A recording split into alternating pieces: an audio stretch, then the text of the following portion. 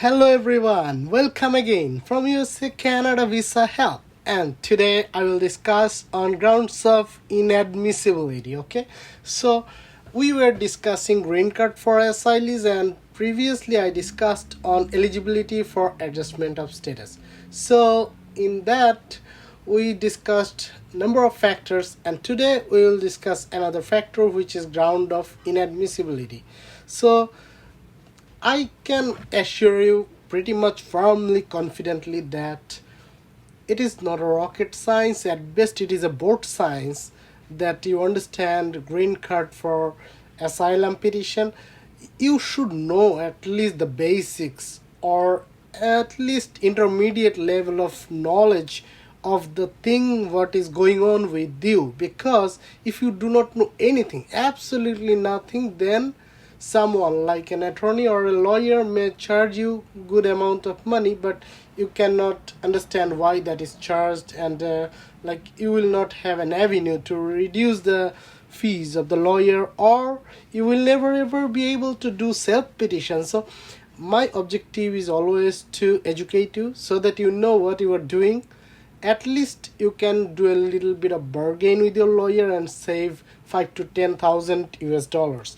Like many cases, you may hear that it will take 15 to 20,000 dollars to do the green card petition for yourself.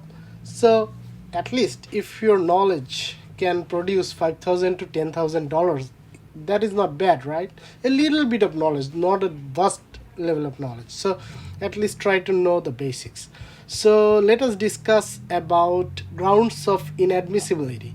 What is grounds of inadmissibility? So let us click here and see. To qualify for a green card, you must be admissible to the United States. That means you must be able to enter USA, like you can go inside USA. That is the meaning of admissible. When you hear the term inadmissibility, maybe you think, oh, this is like something like rocket science. So I can never ever understand that. But you see, this is pretty simple. So everything is pretty simple. Like it is as easy as water. But you thought that it is something like really like anaconda or like dinosaur. But it is not like that. This is not a rocket science. Okay, so reasons why you may be inadmissible are listed in INA 212A. So click on here, and then you get this page opened. And when you open here, you see what are the causes of inadmissibility. So I will not go everything one by one, but I will tell you the brief. Like inadmissible aliens. Aliens means who is not an US citizen or US green card holder, or who is from outside the United States citizenship. Okay, like if you are nationally from another country, not US people, then you will be treated as an alien to US. But this is not an alien like you are coming from the Mars. Okay, you're coming from outside US. Okay, so classes of aliens ineligible for visas or admission. First one is health related grounds. If you are not healthy, like you possess some diseases that can be communicable, like if you make people infected by your disease, that can cause you inadmissible. So if you study, you will understand what I am telling, to have a communicable disease. Okay, so this can be one ground. And two, criminal and related grounds. So if you are a criminal, then you cannot enter USA, because US government doesn't want criminals to be inflating USA, the soil of USA. So it is always the same for every country. No country wants a criminal to enter. But there are waivers also. So just get a basic knowledge. If you are not a criminal, so don't worry about it. So that is not a big concern for you. Okay. Then what is the third category? Security and related grounds. So if you are a security threat to USA, like you are an international criminal and Interpol is always searching for you, so that is going to make you inadmissible, or you cannot enter USA. Okay, so these are the causes, like common causes. So you understand the things that make people vile or worse. public charge. What is public charge? Become a burden to USA. So if you come and you become a person who will make US government pay for your stay, or also you can exhaust the US workforce, like for your presence, an US employee and US origin employee cannot get a job. That is also going to make a public charge. So US government doesn't want that. So you have to understand that you should not be a public charge. So you probably do not fall in any of those categories. Okay, so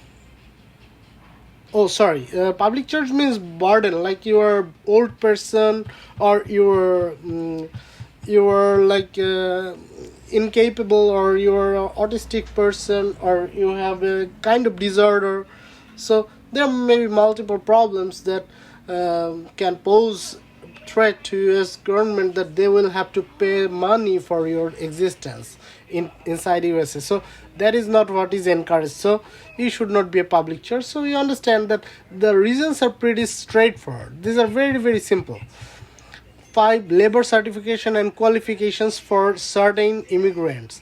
So for your presence, if US workforce, what I was telling you, if that is hampered, like for your presence, an US origin person or an employee cannot get a job because you are wiping out that kinds of jobs. So what happens? You are not going to be admissible. So these are like the causes for making, and also illegal entrants and immigration violators. So if you violate the immigration rules, then you are going to be an inadmissible person. For example, you were granted a visa, then what you did, you overstayed in USA for a long period of time. Okay, after your expiry of the visa, when your presence became illegal, so then still you continued to stay within USA, then you become an immigration violators. Okay, an aliens present without admission or parole. So admission means you were accepted into US soil and you can stay inside temporarily, and parole means you were treated as like you were inside USA, but as if you are in the border of USA, not inside. That is the type of thing that is meant by parole. Okay, so these kinds of things makes you in the category of inadmissible. So these are not something like rocket science. I'm telling you again and again. So don't scare yourself. Okay, so just study a little bit. You will understand there is no rocket science. Just go and click that link. So if you think that yes, you do not ineligible for citizenship, so that is, and any immigrant who is permanently ineligible for to citizenship is inadmissible. There are causes what makes you ineligible for permanently ineligible for citizenship. So that is also a thing that makes you inadmissible. And aliens previously removed. Aliens, like you came into USA and you were removed. Okay, so if you were removed, then that is another. So you understand what I'm saying, like whatever is normal, like any country will not want the kinds of people. USA also goes with the same way, maybe a little harder, a little softer than few countries, but there are many causes which are normal that a country will not accept a person to admit or enter inside their soil.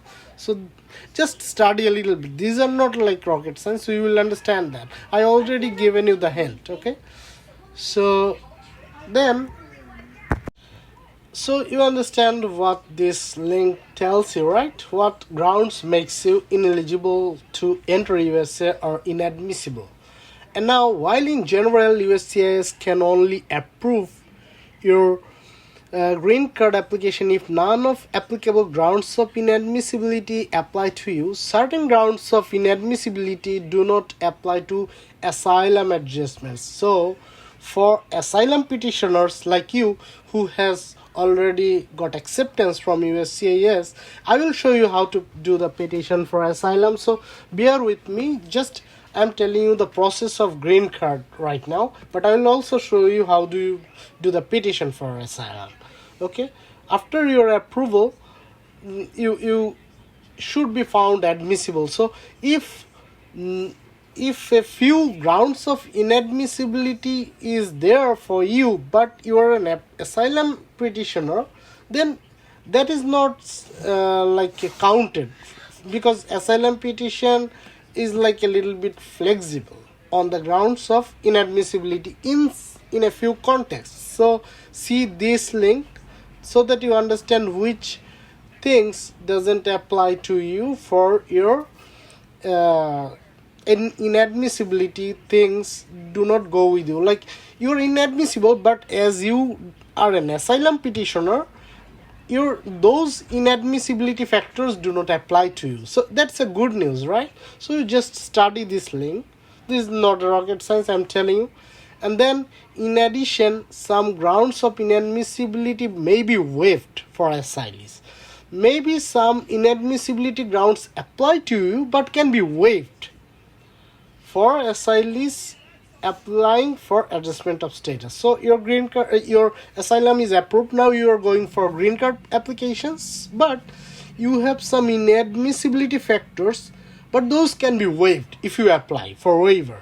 So how do you apply for the waiver? Form I-602.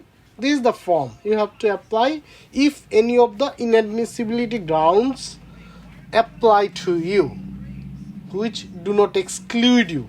Okay, so if any of the inadmissibility factors apply to you, but still you can do waiver application, then what will happen? You will become admissible, right? And your green card will also be approved because your asylum petition is already approved.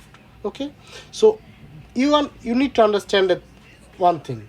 First you do asylum petition and USCIS approves it, and then you go for green card petition through doing I-485. I told you. Okay, so there are two steps. First, get the approval for asylum petition, and then get the approval for the green card. Okay, the final result, green card.